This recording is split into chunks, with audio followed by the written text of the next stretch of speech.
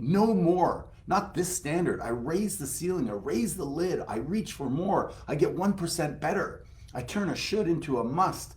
And I make a transformation.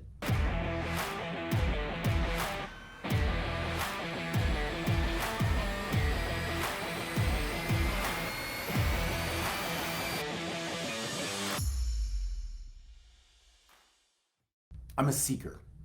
I'm somebody who is always looking for an edge, an advantage, a way that I can get myself to have a higher experience of life. And I think you are too, and that's why you're here. I like to believe that I've consistently gotten better in multiple areas of my life. And it's a never ending process for me. I'm reading books, I'm taking courses, I'm hiring coaches, I'm working on my athletics. What are you doing? What is the best thing, the best tool, the best resource, the best teacher, the best book that you utilize to move your life forward? Now, when I work with people and coach people and help people get back on track and help myself get back on track, I think about what are the areas that I could do something different and move the needle. Most of us know what to do. Would you agree with me? We know that we should change some of the habits and read Atomic Habits and listen to the methodologies there and make those shifts. But yet still, would you agree with me, a lot of people, including yourself or myself, are not yet at the level that we want to be. So what's missing? I'll tell you from my perspective what's missing is you have a list of shoulds. So it begs the question, what is stopping you? Why do we have a list of shoulds? When we know what to do, we're surrounded by other people that are doing things and moving in the right direction. So why do we not do what we know what we should do? What's stopping us? Well, I think that accountability is the key word, accountability. So let's start with this. You write down 3 things or pop in the chat box here, 3 things that would make a what please? A dramatic difference in the results in your life. And I'm going to suggest 1 for your business, 1 for your relationships, and 1 for your health. 3 things. And you write those down. And then the next thing is to make a declaration to people that you respect and to create a dramatic consequence if you don't do it. Well, what's going to happen if you say, okay, I should exercise? What will show up is you're going to start to see what your limiting belief is or a lack of a resource. Does that make sense? I should change my diet.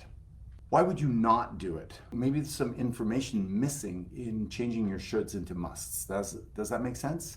But what ultimately is missing is you emotionally connecting to the benefits of doing it. If you knew that getting up at X time in the morning and doing your miracle morning would directly impact the results of your day, then you would probably do it. If you knew that an extra half an hour of generating leads and being on top of building your business, because building your business is your business, we want to reveal the lack of resource. We want to reveal the limiting belief when we set a goal. That's the whole point, right? So when you say, okay, I need to spend another hour generating leads in my business, but I don't have the time, I don't know what to say. Like, be honest with yourself and then go and seek out the support to make that happen.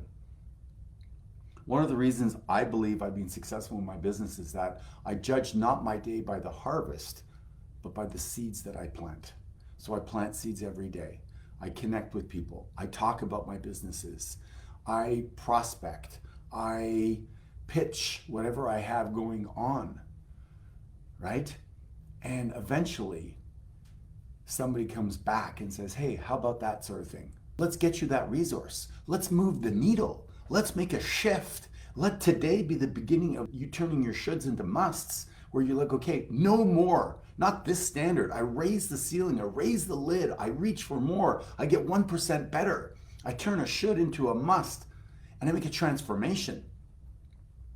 Surround yourself with people that want that, do that, are that, and that are going to challenge you. How exciting is that to think that you're going to expand your identity? You're going to reach for a part of yourself that you haven't yet developed. You're going to break through a limiting belief or a pattern. You weren't born with that limiting belief. You acquired it along the way. So I highly, what's the word? I highly encourage you to take your shoulds list. Today is your shoulds list, and to cross it out and to make it a must. 3 things, just 3 things, and then do whatever you need to get the support to make it happen.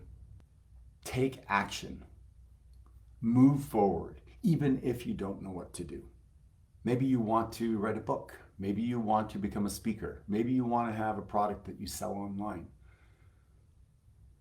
It might take you a year or 2 to figure it out, but at least you can stop saying, I should do this and I want to do that. But instead, you make that shift. Some of you could be adding a new stream of income. How many streams of income do you want to have? How free do you want to be? How much impact do you want to have? What is the path to do that? What are the standards that you have in order to create wealth and be a role model for your children, for your family, for the generations to come? And as you do that, you're on that beautiful thing we call the plan for progress, 1% better, and you lock into something called momentum, which is when a body's in motion. It tends to stay in motion unless it's exerted upon by a different force. And that force has to be equal and or greater to the current force. That's why momentum is so important. Think about that.